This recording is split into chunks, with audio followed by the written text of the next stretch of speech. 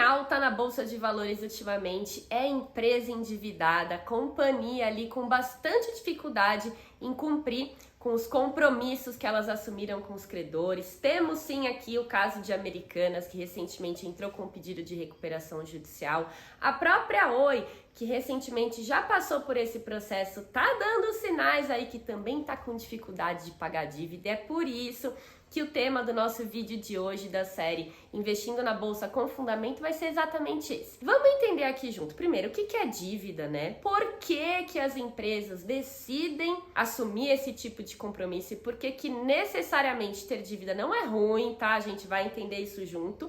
E por fim, vamos discutir aqui como que nós, né, na ótica de investidores, de acionistas, precisamos trabalhar, analisar e refletir sobre a dívida das empresas antes de comprar uma ação. E para começar aqui, vamos entender o que é dívida. Aqui, gente, a ideia não é muito diferente, tá, do que acontece na nossa vida pessoal mesmo, quando você tá por algum motivo precisando de dinheiro. Com as empresas é a mesma coisa. Por algum motivo, a gente vai discutir isso aqui mais pra frente, as empresas precisam levantar dinheiro, levantar caixa, elas precisam ir atrás de fontes de financiamento. E basicamente como é que funciona isso? A empresa vai lá e fala: olha, tô precisando aqui de um dinheirinho emprestado. A gente vai ter uma contraparte aqui, que a gente chama no mercado de credor, que fala assim: beleza, empresa, está precisando de dinheiro? Eu vou te emprestar dinheiro. Mas é aqui que entra um conceito que é tão importante no mundo da economia, que é there is no free lunch, né? Alguém por acaso vai emprestar dinheiro para o outro de graça? Não, né? Então,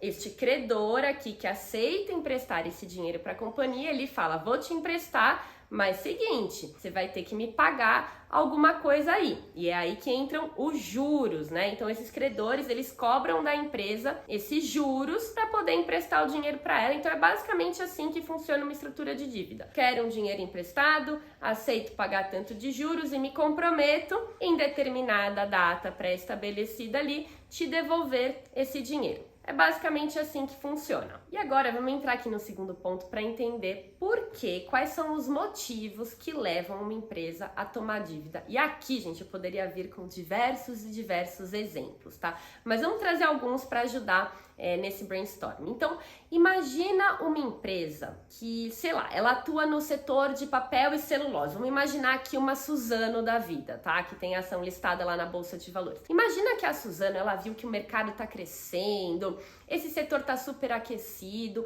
e tá faltando oferta, e aí ela fala: bom, tomei uma decisão aqui, eu vou abrir uma nova planta, eu vou abrir uma nova fábrica para produzir celulose. Gente, vocês têm ideia quanto que custa abrir uma fábrica de celulose? E aí, nem sempre a Suzana vai ter isso no caixa. Então, o que ela fala? Pô, eu tenho aqui essa ideia de investimento que vai ser importante, que vai me gerar valor, que vai me fazer crescer, gerar receita, vai pagar o custo desse investimento que eu tô fazendo, mas eu não tenho esse dinheiro aqui no caixa agora. Esse é um ótimo exemplo de por que uma empresa se endivida. Para fazer investimentos, não tem problema nisso, né? Faz parte, é importante que a empresa tenha acesso ao mercado de crédito para poder fazer esses investimentos, porque se ela fosse depender só do que ela tem ali no bolso dela, muitas vezes esses negócios não iam para frente. Também existe a dívida em situações de emergência, sim, isso acontece. Eventualmente, uma empresa que atua ali num setor mais cíclico, a gente está passando por um momento econômico mais desafiador, os clientes não estão comprando tanto, a economia está desaquecida ali, os juros estão muito altos, a inflação está muito alta, e a empresa não está vendendo tanto quanto ela achou que ela tinha que vender. Só que, por outro lado, ela tem um monte de despesa fixa ali dela que, independente de ela estar ou não estar vendendo, essas despesas, elas existem. Então, eventualmente, por esse momento mais desafiador aí da economia, a empresa pode precisar de um empréstimo de curto prazo para lidar aí com esse momento macro desafiador. Como eu falei, gente, tem exemplos e exemplos do que leva uma companhia a se endividar, tá? Mas é importante que você saiba daqui para frente que ter dívida não é necessariamente ruim. Você vai ver aí que todas as empresas da Bolsa de Valores, elas têm sim algum tipo de dívida, tá? Não tem problema com relação a isso. É importante que a gente tenha fontes de financiamento, seja para investir, seja para lidar com capital de giro, essas questões de curto prazo. Ter dívida não é necessariamente ruim, mas a gente precisa entender aqui algumas coisas, e é por isso que a gente já entra aqui nessa questão de como que a gente sabe se a dívida que essa empresa está tomando é uma dívida boa, que faz sentido ali para o negócio dela, ou se isso é uma bandeirinha amarela, né? Que a gente precisa tomar cuidado ali na hora de escolher essa ação para investir, porque eventualmente essa empresa que tem muita dívida, ela é uma empresa problemática.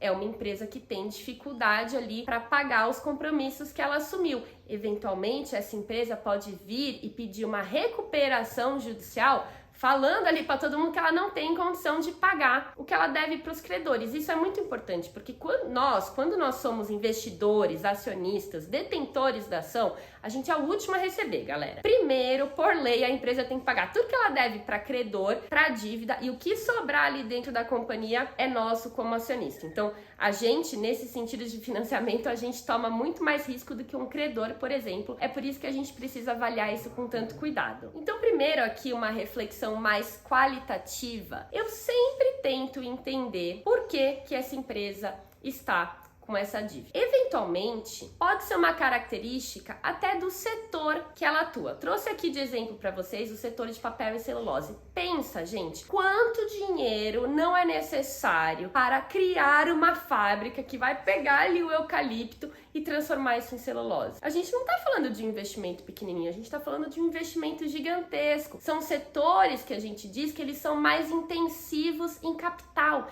Eles precisam mesmo de muita grana para poder investir no seu negócio. Então, naturalmente, esse é um setor que as empresas vão rodar com mais dívida do que outros setores, porque as características do tipo de investimento que ela tem que fazer exige muito capital. Essa é uma verdade. Mas vamos imaginar aqui ao contrário. Um setor de tecnologia, que é um setor que ele é super escalável, né? Uma vez que você for investir num software, por exemplo, a empresa investiu num software, isso é muito escalável. Essa tecnologia ela consegue ser replicada para diversos clientes. Setores de tecnologia, claro que isso varia, mas no geral, eles são considerados menos intensivos em capital do que, por exemplo, uma indústria como papel e celulose, como uma mineração e siderurgia, como um petróleo. Então, naturalmente, esse é um setor que vai rodar com menos dívida do que esse outro. Então, entender a característica do setor, se esse é um setor que roda com mais ou com menos dívida. Acho que essa é a primeira pergunta. Outra questão aqui, que entra mais no micro, que é entender o estágio de ciclo que essa companhia tá. Será que essa é uma empresa, por exemplo, nova, que ela tá no momento que ela tá investindo muito ali, ela tá começando o negócio dela, não é que ela tem fábricas que existem há centenas e centenas de anos, não, ela tá começando agora, ela tá num ciclo que ela precisa investir mais, então nesse momento ela vai estar com mais dívida, mas tem outras empresas que não, que elas já passaram desse ciclo de investimento, elas já rodaram com dívida mais elevada lá atrás e agora elas estão no momento de colher os frutos dos investimentos que elas fizeram. Isso tende, por exemplo, a fazer com que essas empresas tenham menos dívida ali. Mas, como eu sempre tenho falado aqui na nossa série, que não basta só ficar no qualitativo e entender a historinha ali do negócio, quero sim que a gente aqui junto comece a olhar para número.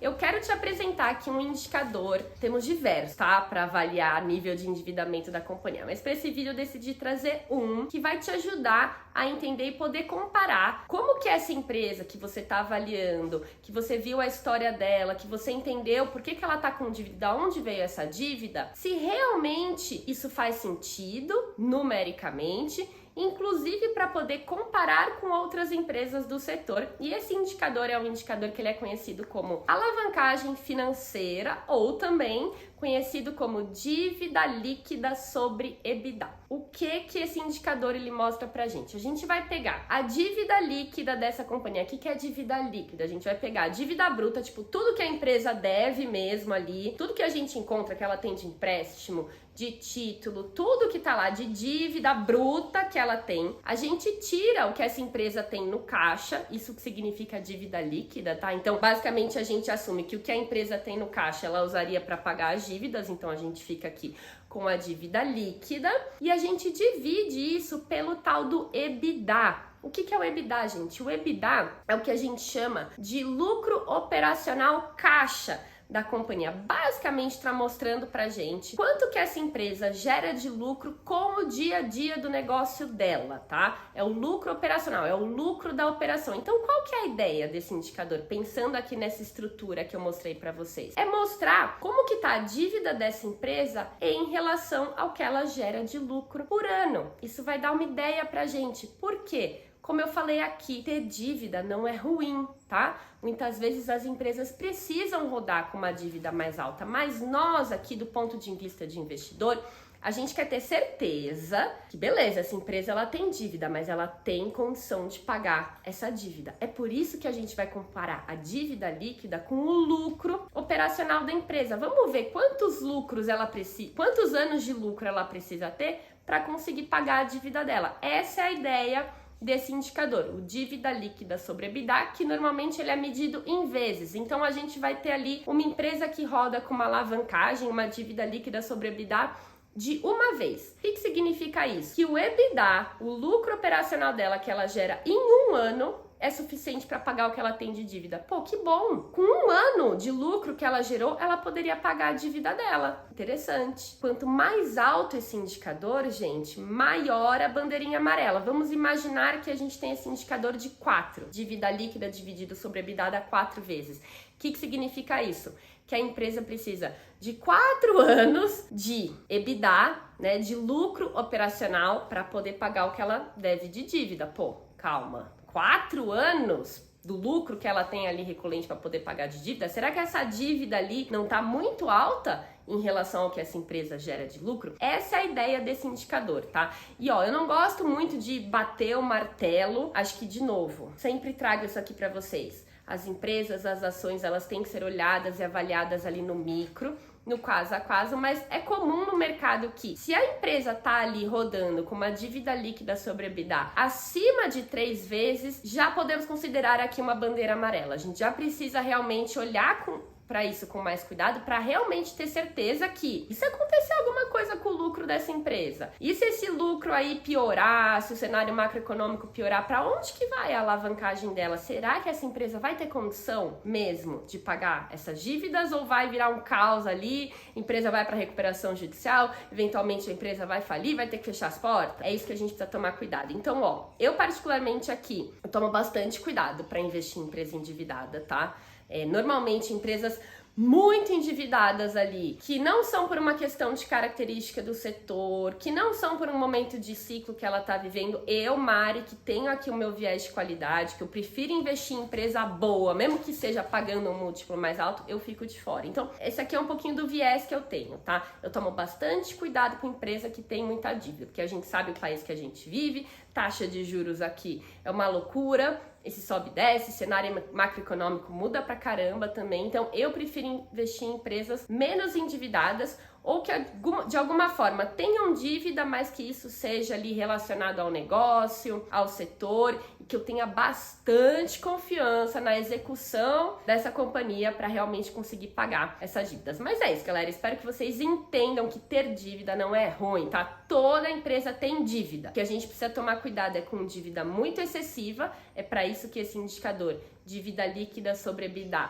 alavancagem financeira, como a gente gosta de falar, ele ajuda, tá? Use ele para comparar entre empresas, use ele para comparar o próprio histórico da companhia, que isso já vai te dar bastante insight. E não esquece de avaliar o qualitativo, que é importante também. A historinha por trás dessa dívida, para poder te dar mais conforto e evitar que você caia em roubadas aí na Bolsa de Valores e empresas que têm muita dívida que no final não conseguem pagar, e aí a gente já sabe, né? Ó o que acontece com o preço da ação, a gente acaba tomando uma ronca grande. Então, espero que vocês tenham curtido mais esse vídeo da série. Não esqueça de falar, gente, então vai ficar por último. Se inscreva no canal, por favor, que a gente tem feito bastante vídeo assim aqui. Deixa seu like para contribuir aqui para essa troca. E como sempre, obrigada pela escuta, por estarem aqui. Espero de verdade que esse vídeo tenha ajudado. E qualquer dúvida, manda aqui embaixo que a gente tá junto. Até semana que vem.